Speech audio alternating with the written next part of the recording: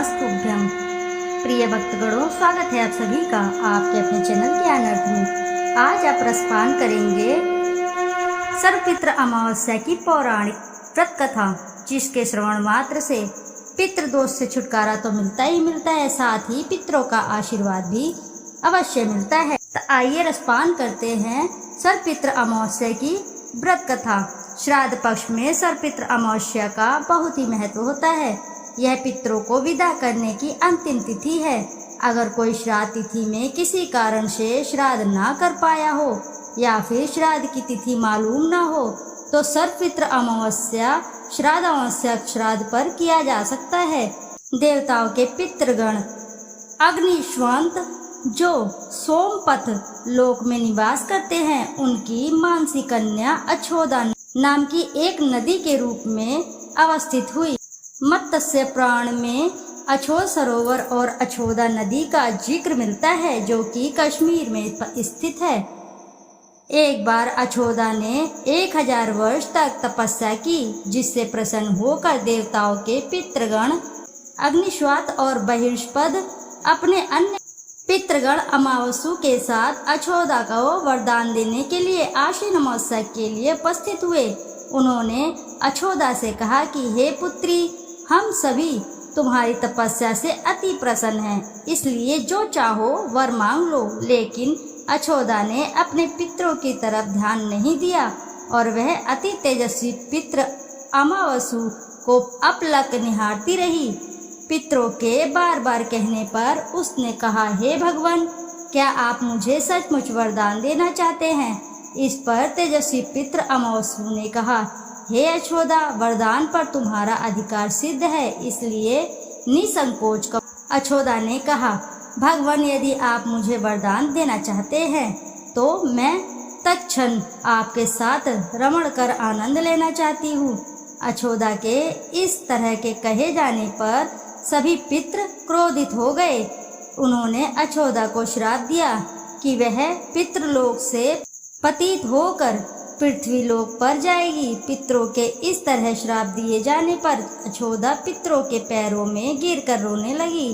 इस पर पितरों को दया आई। उन्होंने कहा कि अछोदा, तुम पतित योनि में श्राप मिलने के कारण मत्स्य कन्या के रूप में जन्म लोगी। पितरों ने आगे कहा कि भगवान ब्रह्मा के वंशज महर्षि पराशर तुम्हें पति के रूप में प्राप्त होंगे। तुम्हारे गर्भ से भगवान व्यास जन्म लेंगे। उसके उपरांत भी अन्य दिव्य वंशों में जन्म लेते हुए तुम श्राप मुक्त होकर पुण्य पितृलोक में वापस आ जाओगी। पितरों के इस तरह के कहे जाने पर अछोदा शांत हुई। अमावस्या के ब्रह्मचर्य और धैर्य की सभी पितरों ने सराहना की एवं वरदान दिया कि यह अमावस्या की तिथि अमावस्या के नाम से जानी जाएगी। जो प्राणी किसी भी दिन श्राद्ध ना कर पाए, वह केवल अमावस्या के दिन श्राद्ध तर्पण करके सभी बीते 14 दिनों का पुण्य प्राप्त करते हुए अपने पितरों को तृप्त कर सकते हैं। तभी से प्रत्येक माह की अमावस्या तिथि को सर्वाधिक महत्व दिया जाता है और यह तिथि सर्वपितृ अमावस्या श्राद्ध के रूप में भी मनाई जाती है। उसी पाप के प्रायश्चित हेतु कालांतर में यही अछोदा महर्षि पराशर की पत्नी एवं वेद व्यास की माता सत्यवती बनी। तत्पश्चात समुद्र के अंशभूत शांतनु की पत्नी हुई और 2 पुत्र चिंत्रागद तथा विचित्र वीर्य को जन्म दिया था। इन्हीं के नाम से ही कलयुग में अष्ट का श्राद्ध मनाया जाता है। एक गांव में एक गरीब ब्राह्मण परिवार रहता था। उस परिवार में पति पत्नी के अलावा एक पुत्री भी थी। वे पुत्री धीरे धीरे बड़ी होने लगी। उस पुत्री में समय और बढ़ती उम्र के साथ भी सभी स्त्रियोचित गुण भी विकास हो रहे थे। वह लड़की सुंदर और संस्कारवान एवं गुणवान थी, किंतु गरीब होने के कारण उसका विवाह नहीं हो पा रहा था। एक दिन उस ब्राह्मण के घर एक साधु महाराज पधारे। वो इस कन्या के सेवा भाव से काफी प्रसन्न हुए। कन्या को लंबी आयु का आशीर्वाद देते हुए साधु ने कहा कि इस कन्या के हथेली में विवाह योग्य रेखा नहीं है। तब ब्राह्मण दंपति ने साधु से उपाय पूछा कि कन्या ऐसा क्या करे कि उसके हाथ में विवाह योग बन जाए। साधु ने कुछ देर बाद विचार करने के पश्चात अपनी अंतर्दृष्टि से ध्यान करके बताया कि कुछ दूर पर एक गांव में सोना नाम की धोबिन जाति की एक महिला अपने बेटे और बहू के साथ रहती है, जो बहुत ही आचार विचार और संस्कार संपन्न तथा पति परायण है।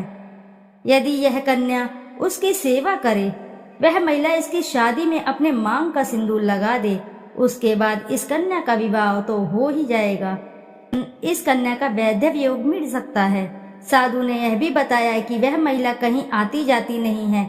यह सुनकर ब्राह्मण ने अपनी बेटी से धोबिन की सेवा करने की बात कही। अगले दिन कन्या प्रातःकाल ही उठकर सोना धोबिन के घर जाकर साफ सफाई और अन्य सारे काम करके अपने घर वापस आ जाती है।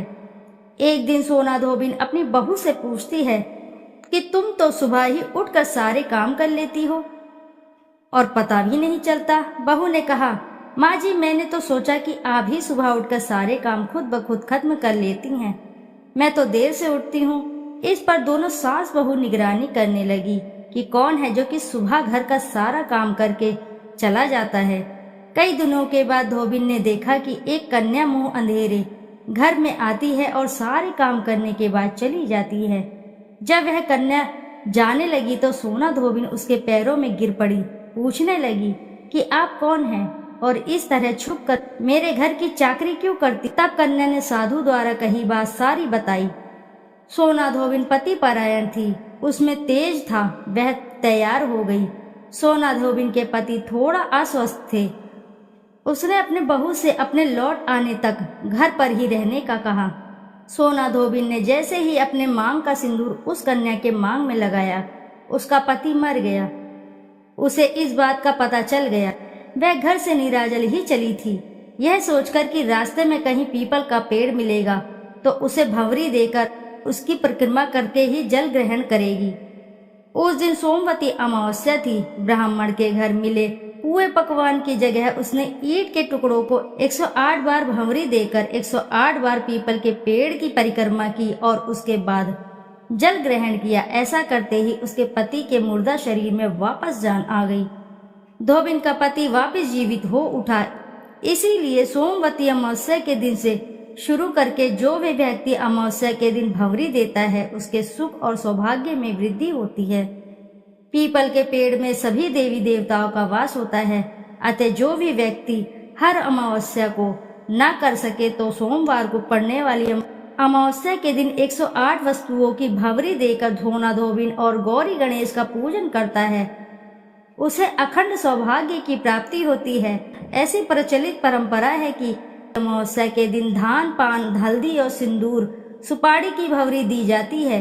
उसके बाद की अमावस्या को अपने सामर्थ्य के हिसाब से फल, मिठाई, सुहाग सामग्री, खाने की सामग्री इत्यादि की भंवरी दी जाती है और फिर भंवरी को चढ़ाया गया सामान किसी सुपात्र ब्राह्मण, ननंद या भांजे को दिया जा सकता है। यह ध्यान रहे कि यह भंवरी का सामान अपने गोत्र या अपने से निम्न गोत्र में दान नहीं करना चाहिए। इस बात का आप अवश्य ही ध्यान करें। आइए करते हैं शिव जी की आरती। ओम जय शिव ओमकारा, स्वामी जय शिव ओमकारा, ब्रह्मा विष्णु सदा शिव अर्धांगी धारा। ओम जय शिव ओमकारा, एकानन चतुरानन पंचानंद राजे, हंसानन गरुणासन वृषवाहन साजे। ओम जय शिव ओमकारा, दो भुज चार चतुर्भुज, 10 भुज अति सोहे, त्रिगुण रूप निरखते त्रिभुवन जन मोहे। ओम जय शिव ओमकारा, अक्षमाला वनमाला मुंडमाला धारी, त्रिपुरारी कंसारी करमाला धारी। ओम जय शिव ओमकारा, श्वेतांबर पीतांबर बाघांबर अंगे सनकादिक गरुणादिक भूतादिक संगे। ओम जय शिव ओंकारा।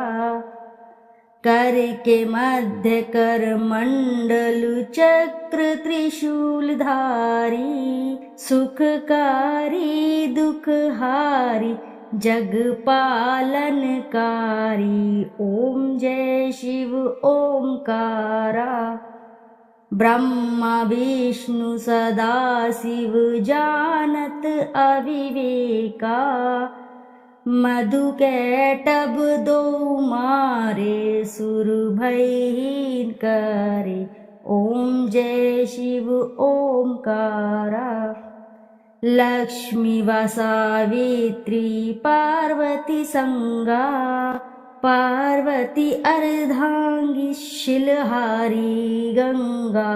ओम जय शिव ओंकारा।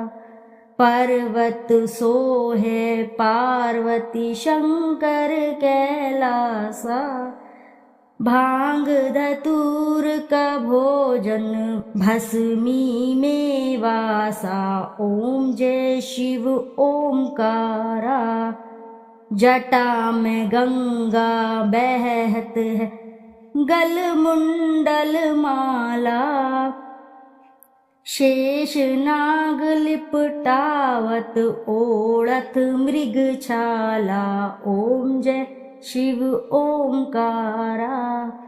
काशी में विराजे विश्वनाथ नंदी ब्रह्मचारी नित उठ दर्शन पावत महिमा अति भारी। ओम जय शिव ओंकारा। त्रिगुण स्वामी जी की आरती जो कोई नर गावे कहत शिवानंद स्वामी मन वांछित फल पावे। ओम जय शिव ओंकारा। बोलो जय भोलेनाथ की जय। दोस्तों आशा है कि कथा आपको अच्छी लगी होगी। यदि कथा आपको अच्छी लगी है तो वीडियो को ज़रूर लाइक करें और साथ ही चैनल को सब्सक्राइब करें और एक बार अपनी सच्ची श्रद्धा से कमेंट बॉक्स में ज़रूर लिख दें हर हर महादेव जय भोलेनाथ। फिर मिलते हैं आपसे ऐसी ही किसी कथा कहानी। जब तक के लिए नमस्कार।